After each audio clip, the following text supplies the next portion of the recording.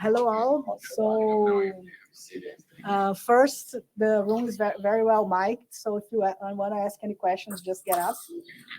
Also, this is more like you can interrupt me at any time. Please don't feel shy to do that. Like me and Lucio are going to present this, and we're going to interrupt each other, and you guys can come ask questions at any time. So this is a package that we developed together called Isoformic. It's a way that our group in Brazil started trying to do to visualize and interpret biologically relevant information from isoform-specific data. We're going to assume two things on the data today, because it's a terminology issue that we have right now on biology, is that every time we call non-coding something, people think about microRNA or long non-coding RNA. But actually, we're gonna get this non-coding terminology and throw it a bit away. So anything that produces proteins to canonical ways is gonna be productive, and anything that doesn't produce proteins through canonical ways is gonna be unproductive. Just to have two clear separations, we know that unproductive transcripts can produce proteins through uncanonical ways, just to be more direct with the analysis that we're gonna have.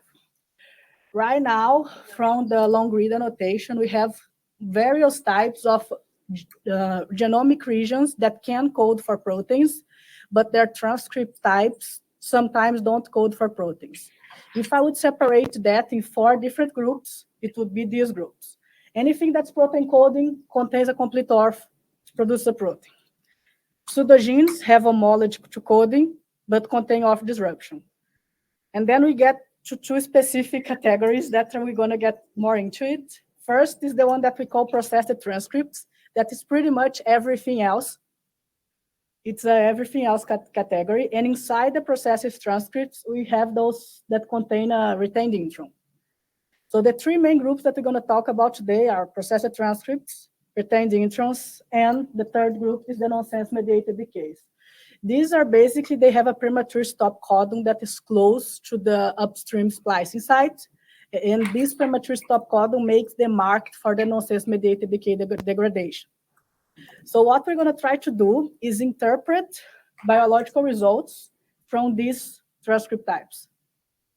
And the package is working well on the server, so if you guys want to run together with us, it is working, hopefully.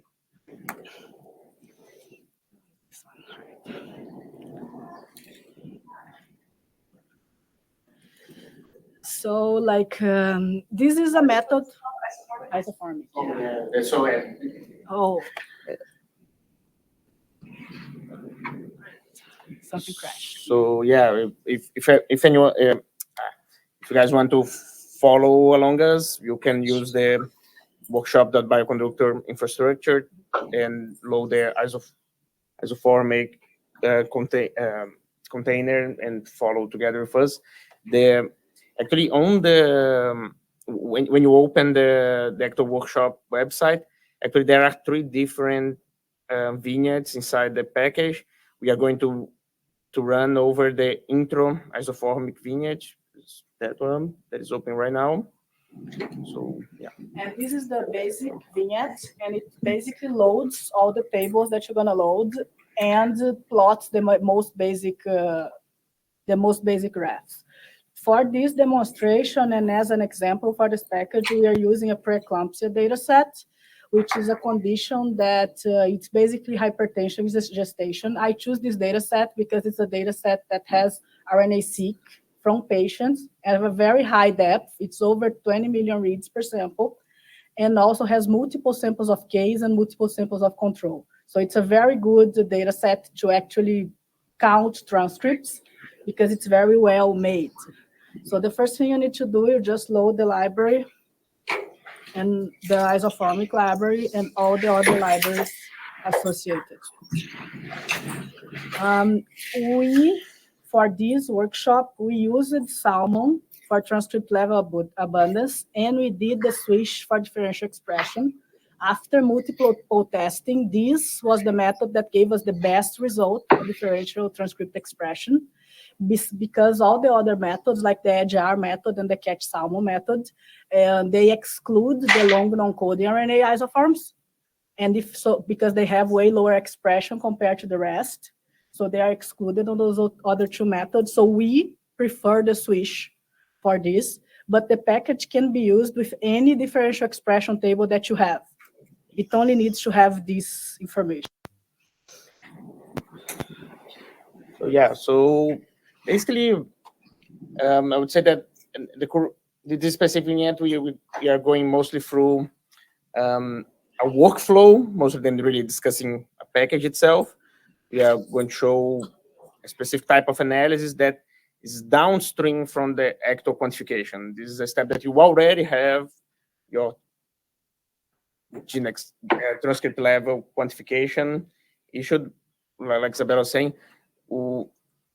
and the newer methods, especially Salmon and Calypso, the quasi mapping. The quasi mapping already give you like very good results, and so like we are basically importing those quasi mapping results together with a differential expression table done in Swish on this case, but you can easily use EDGR or DSeq2. And then that is a really important distinction here, why we use those methods and why using Salmon specific in that case. You need to have the running Salmon for the actual RNA quantification. Salmon has a parameter that you can use to generate the read assign to get a table of read assign uncertainty using different methods. We also recommend using the Gibbs sampling as the method of generating those tables, because actually the fishpond package, the Swish method implemented in the fishpond package, uses this bootstrapping or the Gibbs sampling uncertainty as in the actual statistics to find differential expressed transcripts. So we heavily rely on that information, but science, like Izabela was saying, the methodology is in theory too agnostic in that sense, but it heavily relies on having a good annotation of what are your transcripts. Yeah. You could potentially do a de novo assembly or a reference-based assembly to have all the possible transcripts that came from every possible region, but in that example, you're going to use a predefined annotation. And for humans and for mouse, right now the best one that you can find is the GenCode annotation. It's actually interesting to show the actual GenCode website, because to explain why we are using that annotation. GenCode has a really good effort in annotating non-coding transcripts that come from coding regions. So we have an actual annotation of this is known to be a sequence that is non-coding transcripts for a coding region. And it actually, if you import the GenCode like we're gonna do and use our tx to gene function, it gives you a perfect column of the type of that transcript. That is those types that I talked about at the start. But unfortunately, this is a database that just have data for human and mice. So, but in theory, if you have a good annotation of your transcripts for whatever organism you work on, could be used. Yeah. So, yeah. So this is the basic DAT table. So this is the primary input that you need to give to the package. Is a DAT table with transcript ID, log fold change, p-value, and p-adjusted of every transcript. We're going to use pretty much the log fold change and the p-value information. For transcripts, p-adjusted is kind of difficult. When you cut by p-adjusted, you lose too much, even biologically relevant transcripts. So, and normally, like things that don't pass p-adjusted, if you had one or two more replicates, they would. So it's biological relevant information that you're actually throwing away when you cut by p-adjusted. Yeah, on the one thing that I want to show is just that on the package itself, we added some example data sets. Oops, not. How can I paste here? There, if you're looking on the actual, no, let's use R for that, right? Yeah, why I'm going to the no. If you look to that, we have like the basic examples. That is this preeclampsia data set. you just start the live coding, right? And so if we actually do some here, I was on this is a function that actually just just returns a string of the path where the package is installed in your system. Could be, it's going to be different on different systems. This is in the case of the Linux container. So, well, for every R package, when you install the R package, you can actually add data on this data. No, I'm doing it wrong here.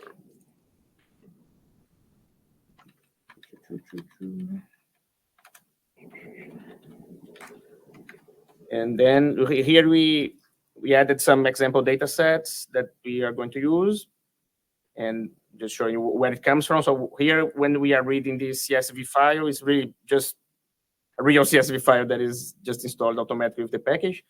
If one thing that we haven't discussed also is that actually this package is not on CRAN and not on Bioconductor itself, but for it's right now just hosted on GitHub. But actually, there is a really interesting trick that actually you can use the BioC manager install function actually to install packages from GitHub. So if you want to try on your own machine, you can do the BioC install, just referencing the GitHub path, and it will actually install in whatever system you have. Just to basic explanation. And okay, let's go to the actual data. Yeah, so this is basically the differential transcript expression. It is very, very big because it was a very, very deep transcriptome.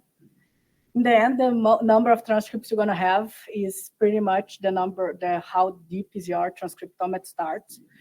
This specific needs to be the uncut transcriptome, that result. So this is the table with everything except things that are completely zero on counts. So this table is not cut in any way. We're going to need this uncut table because we're going to run functional enrichment using FGSEA on the end, and FGSEA needs the uncut table to be run. Yes, no, yeah, that's 72,000 transcripts. There is like 230,000 human transcripts, so we have 72, so half. There's like extensive explanations of which input is what there. And these are the other three tables that we're going to use. That is the differential gene expression table and the counts table. We are still implementing a method to bring all these tables together as an S4 method or as a TXI method. But this is like for the first next step on the code. So pretty much we have. Since we are in the actual Bioconductor conference, that's actually a good discussion to have, because we have been explored a lot which actually container, like each kind of data structure should we use for that, because basically we could start with a summarized experiment, but then in the end we need different layers of summarized experiment. Summarized experiment at the transcript level, at the exon level, at the gene level, for the different kind of representations we are going to explore in the future. So we haven't really implemented any, so we are really just thinking working with tables right now. Yeah, like it's a good way to visualize. I'm kind of like a person that works with tables most of the time, but yeah, we need to find a good way to implement this. The part of the package that takes the longest to run is actually this line of code, because it downloads the FASTA and the GFF references. And if you already have downloaded them on your computer or whatever, it's going to tell you that it's already there, so you don't need to download again. Yeah, we added this helper function just to download the GenCode annotation. You can specify which GenCode, the version. In that case, we are using the version 34 because the alignment was made on version 34. Oh yeah, this makes a difference for transcript level. Like for gene level, it doesn't matter which version of GenCode you use, because the number of genes are consistent between the versions. But for transcript level, the names change a lot. Yeah, do you have to specify human or mouse, or just the version? Actually, this helper function at the moment, it's just for helping with human.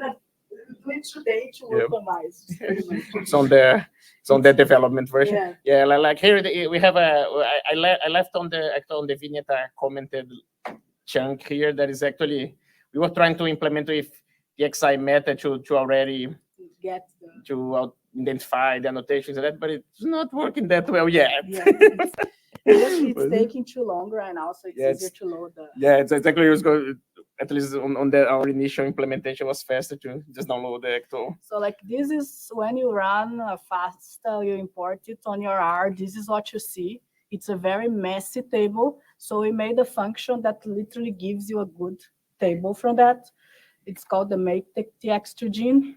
And this function basically is going to make the reference that we're going to use for everything. Like the entire result is going to be, like the entire reference we're going to use is this. It takes a while to run because it's basically formatting the entire FASTA for all human transcripts. But we also envision that we should use the bioconductor resources for those annotation efforts. But this is the TX2 gene, pretty much. So like this got that fast and made all these columns that are basically the information that we need, which are the transcript name, the gene name, and the transcript type. It's only these information that we need, and these information are the ones that we're going to use to do the biological interpretation downstream.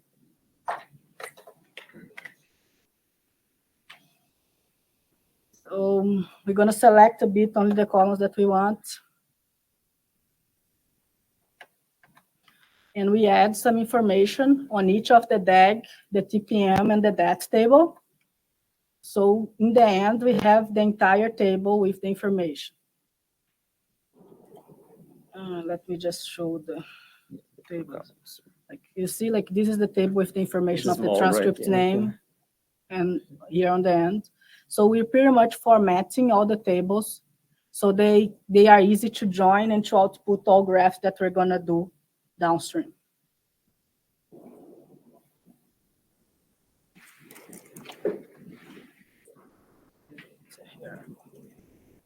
And it's really important on those steps to keep all the quantification thing at the transcript level. So yeah, like we usually heavily rely on not, how can I say, converting the IDs you use, you keep on the file are really important to integrate with the actual, how can I say, the function annotation that we are using in the next steps.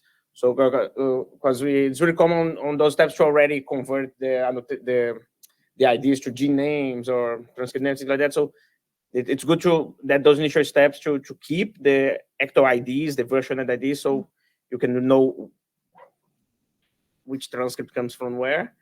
And we missed some line from the whole chunk. Basically, all those initial steps, they are just joining tables. Formatting your tables for the way that the package needs them. And filtering. All right, run everything. Yeah. Live coding problems. Yeah. But like pretty much we're making the tables to plot downstream, because the biggest problem of transcript level analysis today is that like you get transcripts, you get the splicing events, but you don't know exactly what it's doing. So a biologist is going to go and ask you like, good. So you have a bunch of retrained introns. What does it mean? Because like there's no transcript level database. People don't report things at the transcript level. So like this is a way to try to bypass that. And for that, we use the one simple assumption is that if something is, if a protein coding gene is acting on a certain pathway on their main canonical function, it's not going to be acting on that pathway on their retained intron or nonsense mediated decay function. So like this is the basic assumption that the package is based. No, that was already executed, yeah. All right, and then we'll have a part of code here so you can put your colors to everything.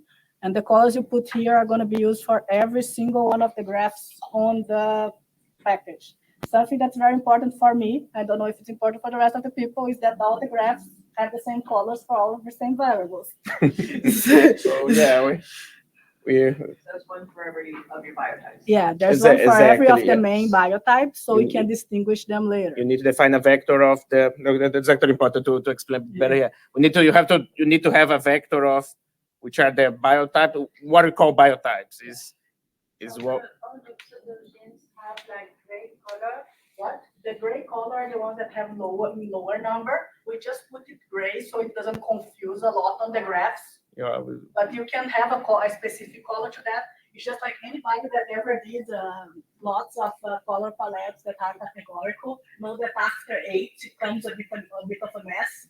So we just grayed out everything that is. And we also know that biotype is a nomenclature that's not well established. This is how the ensemble project call different type of features, RNA features, but that kind of features. But not every database is called that the same thing. But we kept that nomenclature as it's the default on the ensemble project. But basically, we just need to have the vector of biotypes and the same length as the vector of colors. And this is basically the table that we're gonna use to plot almost everything. It's a table with. It's getting smaller. Let me increase that a bit here. It's a table that has the gene information, the transcript information, which gene which transcript is for, and which type of the gene and which type of the transcript on the same table. It's a huge table. It's like 92. Like I said before, we always try to keep the actual, both the gene and the transcript ID as how they are defined in the original notation, because we have a lot of problems converting prematurely those annotation, and also the version and yeah. So like let's plot pretty graphs. Since it's live coding, I'm going to show you one that I like actually. This is the FLT1 gene. Yeah, just give a bit of zoom here to zoom out a bit. This is the FLT1 gene. This is actually like a VEGF receptor, the vascular endothelial growth factor receptor. This gene is really important on any castor-like features because it's with this gene that the VEGF binds that actually makes cells proliferate. And one interesting thing about here is that you see that on gene, the FLT1 appears great. If you would measure this on gene level, FLT1 would appear. But that it's a differentially expressed gene. Yeah, but if you go on the transcript level, there are 4 FLT1 isoforms appearing.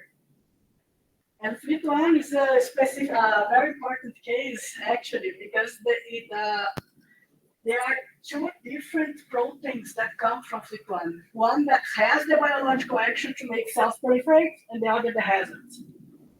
So in this case, we see that the canonical isoform that I know is the 201, it makes cells proliferate, but most of the expression is actually the uncanonical ones. And these isoforms do not have the receptor to the membrane, so they sequester VEGF, and the cells do not proliferate. This is a clear case in preeclampsia because on preeclampsia the placenta doesn't grow. The cells don't proliferate. And this is one of the main cases, and this is already proven with patient data, that if you go and test the serum of pregnant with preeclampsia, you're going to have a lot of these soluble isoforms. So I'm just going to show you one example. Tell me. Is that, I think you're not significant if we're too transparent? Yeah. Oh, yeah. So I don't know if there's. Yeah, we can like decrease the alpha for the not significant, and we can try other genes. Like Exactly. Yeah, it's a template show that basically all the functions we implemented, at least in that part of visualization, they always return ggplot objects. So you can always also just use ggplot syntax to modify the theme or the whatever appears in the This is a case of an RBP. In this case, the gene doesn't appear. If you would do an expression at gene level, you wouldn't see anything.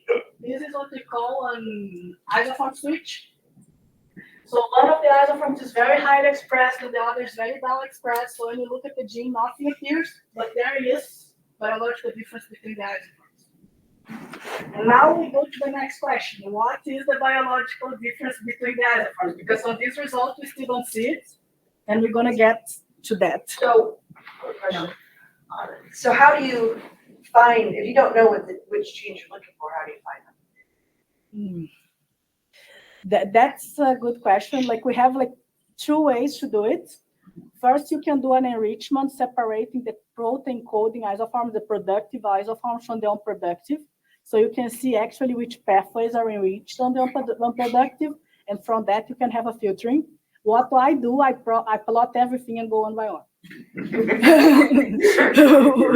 What do I do? I plot everything. So yeah, like this. So this is another way that we do to visualize. That is like my favorite graph on the package, actually. This is the profile plot graph. And this basically plots the differential expression between the case and the control using a line graph. I think it is still running the first part.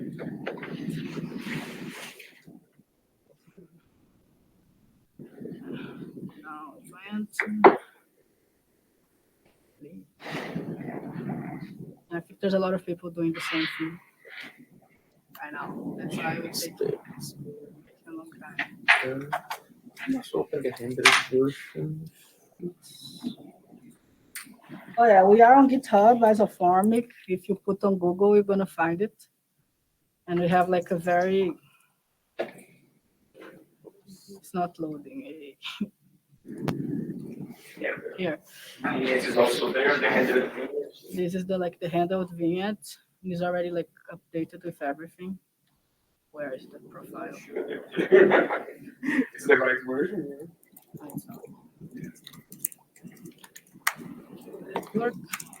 Run the profile. Oh, yeah. Now it's here. This is the profile plot.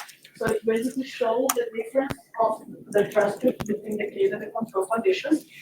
So here you can have a clear visualization of which transcripts are different. And if you see, look at the gene, this is a clear isoform switch because the gene is very still. Because when you sum the transcripts count, the gene doesn't change, but there is one isoform that changes. If we do the same for that gene that I was telling you about, FLT1,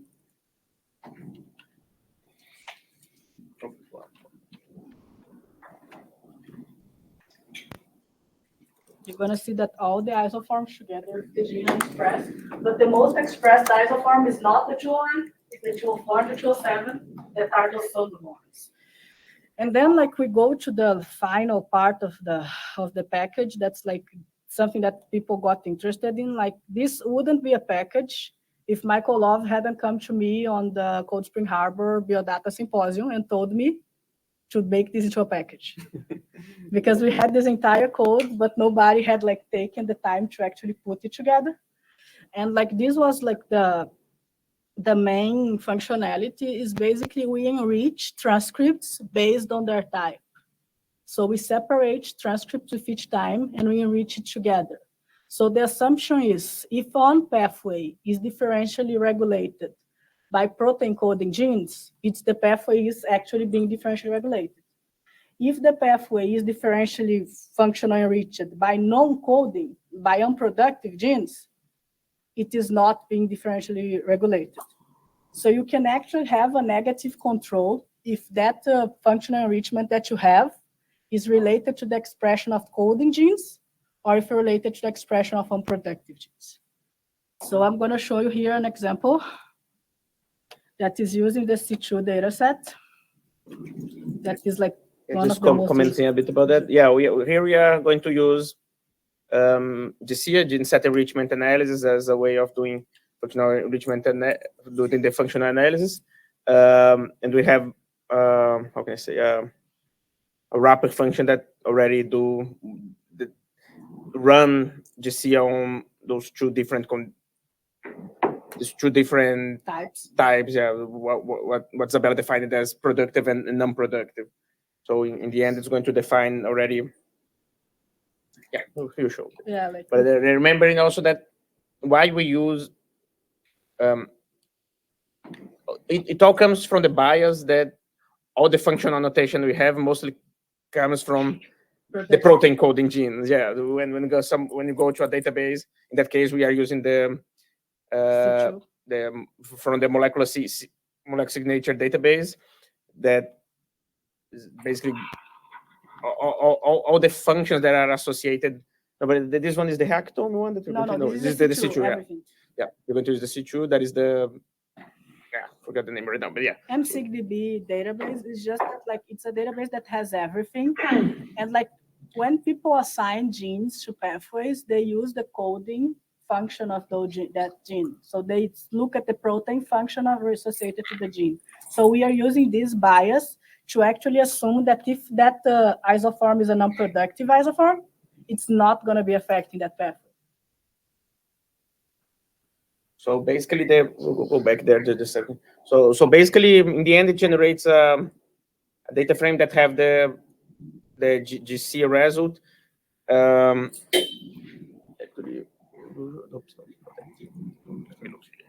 It's basically a data frame. Oh, let me visualize that. Yeah.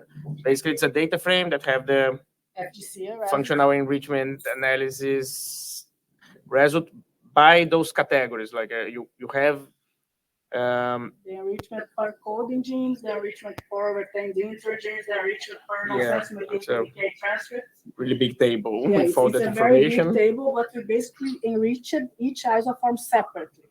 And with that, we try to see exactly which pathways are being regulated by coding isoforms and which are not. And we really like to use, how you call that kind of plot? We really kind of like to use this is a lollipop plot. Yeah, this is a lollipop. Yeah. There's something missing. No, it's right. Is it showing just one? No, yeah. It's showing by experiment. Yeah. It's just like, and then you can do this plot by whatever category that you want from that table. Let me increase it to be easier to visualize, actually. No, just like plot it. Yeah, let's get the. No, not good. Yeah. 8. There. Yeah. And these are the pathways that are exclusively enriched by the coding genes. If you had done this by all, you probably would have a lot of noise from the non-coding results. So these are pathways that are increased only on the coding genes. And there are like 2 pathways that I would highlight since I studied this disease before. The apoptosis pathway, apoptosis is really present on the epithelial cells. This is a placenta data set. Apoptosis is really present on the epithelial cells of pregnant with preeclampsia. And also a lot of fiber formation and antigen processing, because inflammation is a big characteristic on this case. If we do by the unproductive results, let's do the next one. I need to change the size of the figure. Let me see. Yeah.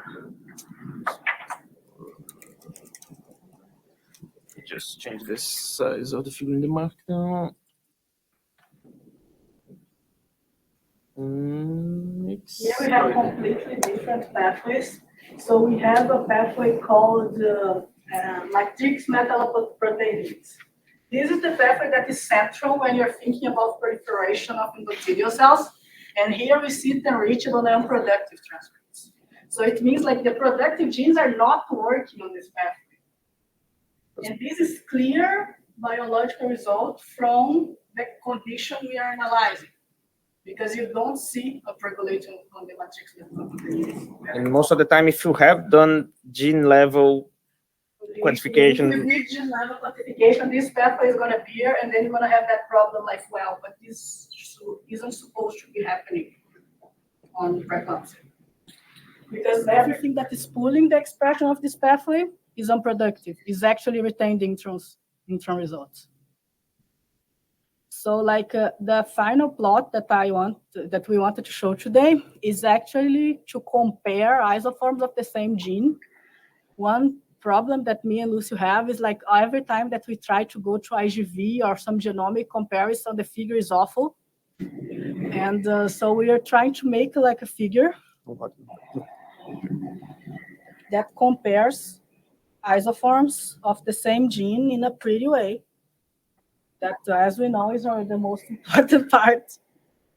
So this basically gets the exon annotation from that GFF file and plots one isoform above the other. So you can actually see which parts one isoform loses and which parts the other isoform keeps. Just to help visualize what, because in the end you have we have different isoforms, they are enriched in different way, but most of the time people want to actually look at the genomic context where they are. And for that we need the actual exon information for that notation.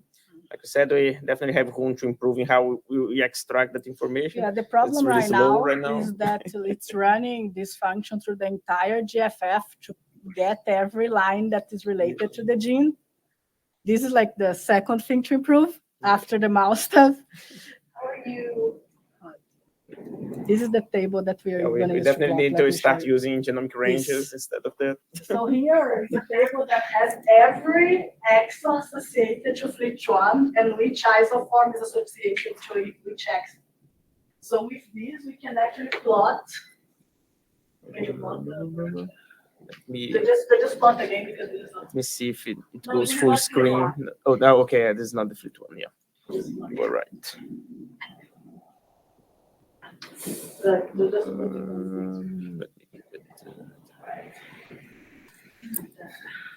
So first we have the 201. Can you stop?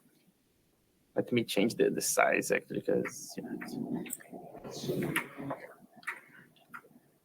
All right, this is the 201 isoform. You see, it is complete. It has all the intros and exons associated to FLT1. And then you compare to the other isoforms that are expressed, that are the 204 and the 207. They lose specific parts compared to the gene, especially on the end side of the protein. So they lose the entire 3' end, and this is the receptor part.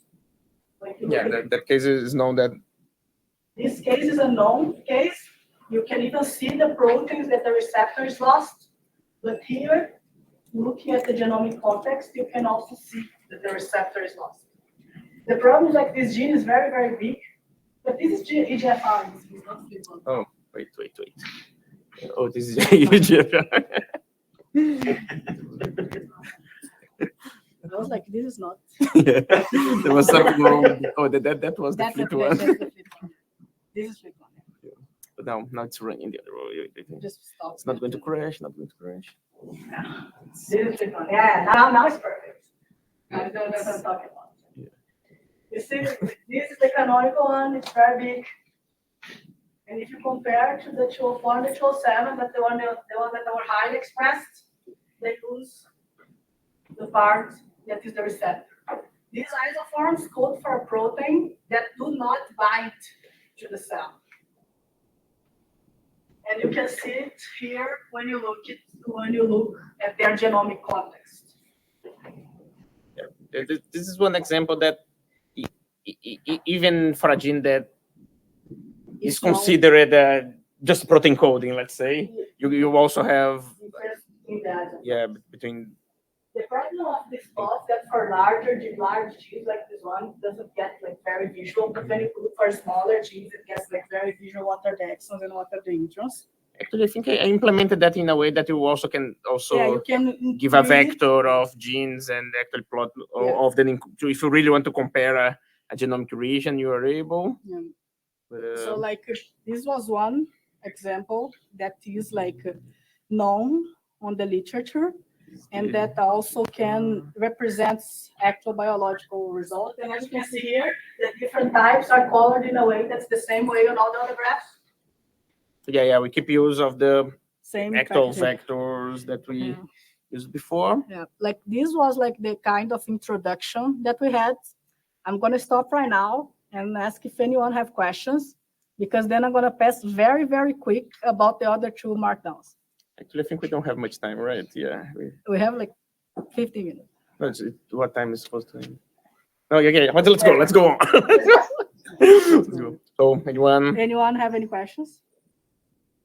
No? All right. I'm going to pass very quick about two markdowns. Like the first one is called recategorized.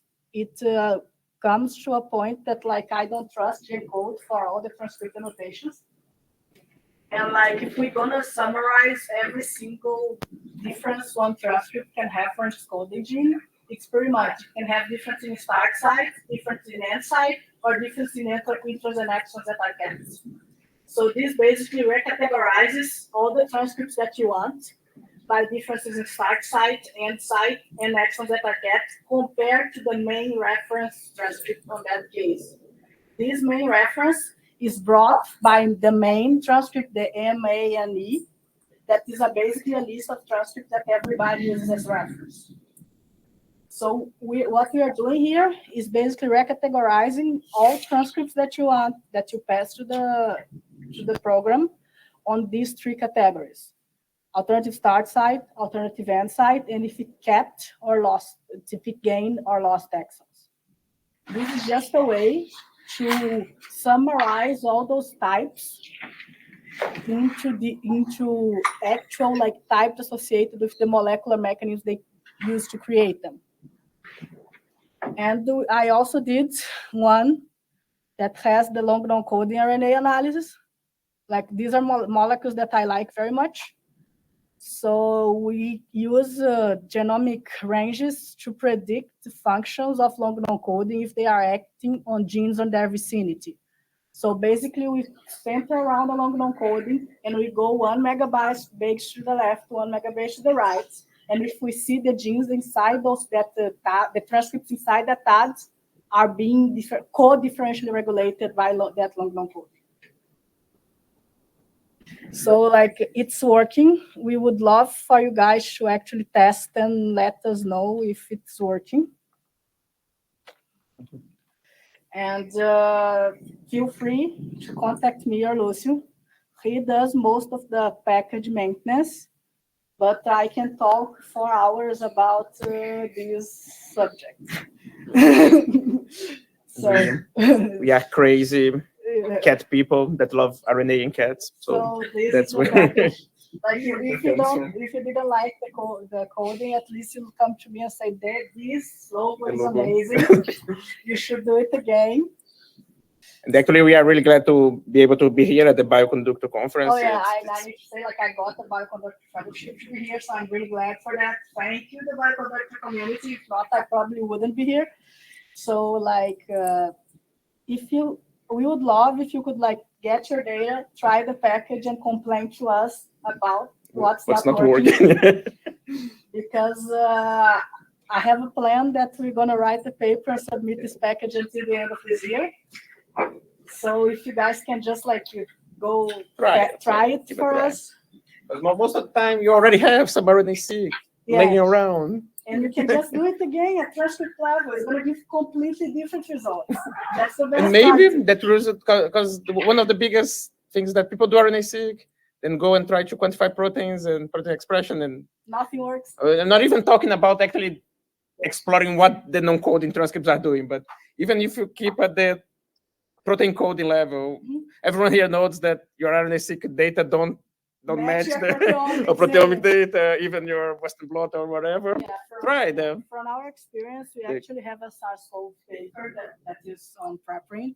The link is on the package. And on that paper, we integrated translatom and proteome results. And we showed that the proteome results match much better if you do differential expression transcript level. And also the functional analysis. The functional analysis matches much better if you do differential expression. The GC analysis actually taking into account the separating actually match much better with the protein coding. Let's see. With the proteins at coding level.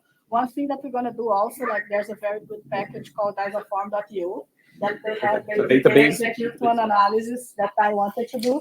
They basically did AlphaFold to all protein coding transcripts of mice and humans. So every transcript that can code for protein of mice and human already has the AlphaFold structure done. We can also use that as an annotation to instead of coding potential or whatever. Mm-hmm. So I think it's pretty much that. Do we have any questions on chat? I guess not. I have a question. It's the first one. So, how many different RNA experiments have you tested this with? I guess so. My question is, have you tried it How would this work if you had paired end versus you only had single end? Oh yeah, I did that test before. The problem is like single end, it's normally not deep enough to get good transcript quantification. If you have a very deep single end, normally people don't do that. It may work, but then you're gonna get only coding gene isoforms and not Longdown RNA isoforms. I know nobody cares about them, but like I do. Yeah.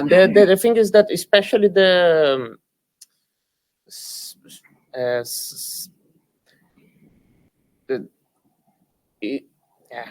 if you use salmon or any if you use the actual read uncertainty measures of that salmon generates to basically if you use fish pond for doing the gene expression analysis, they take those things in consideration. So if you can't really distinguish your isoforms, you just find that they are not significant. They are not. Well, yeah. So, but you said deeper. So, because I'm just, it's a single count still, but it's originally paired in, so you actually have 300 base pairs of information versus single end, still a single count, but only based on 100 base pairs of information. Yeah, like I would say the problem goes through when you have single end with the older Illumina technology that they're even shorter. I think it depends on where you do sequencing. We've been doing 100 standards for about 8 years. I've been working with people at the lowest. That's Yeah. Then it's not working. Yeah, 75 or something would. Yeah. Yeah, if 75 wouldn't work, I say that the read length is the most important part. So if you have 150 read length, you could try. Probably the number of transcripts you're going to have are not going to be as high as this, because saying again, this is a paired end, 10 million reads, 10 replicates case and construct experiments. The thing for final experience is that just if the data is not enough, actually, what you find is actually that your histones will be closer to the gene level analysis itself. So how much more distinction you can have about your isoforms will lead to a better functional analysis also. And that goes totally not on the same boat that the single cell methods are going. That is short sequence, and also the spatial one that you are actually sequencing each time less, shorter reads, or selecting for just 3' or just 5', and then you don't know the actual diversity. But for the first part of the question, I did try this with over like 10 RNA-seq. It worked for like 9. The one that didn't work was a short read of 75 base pairs. And then the gene and the transcript quantification wasn't very good because it was too low depth and the 75 base pairs is not enough. But like for my master's, I did an analysis with very, very deep sequences with this pipeline because we wanted to get long non-coding RNA isoforms. And for that, you need around like paired end and around like 25-30 million reads per sample. You can have triplicates, but they need to have to be 25-30 million reads. If you're looking at long non-coding RNA isoforms, and just as a detail, those genes have way more isoforms than protein coding genes because the purified selection doesn't work on them as it works on protein coding genes because they don't code canonically for proteins. So those genes can have like 20, 30 isoforms. There is no enrichment of exon regions on those genes. So anyway, I think it's that. I thank everybody that is watching, especially like I see some people from Rockefeller that come to watch me. Thank you. And I'm open to any questions. You can send them to me on Twitter.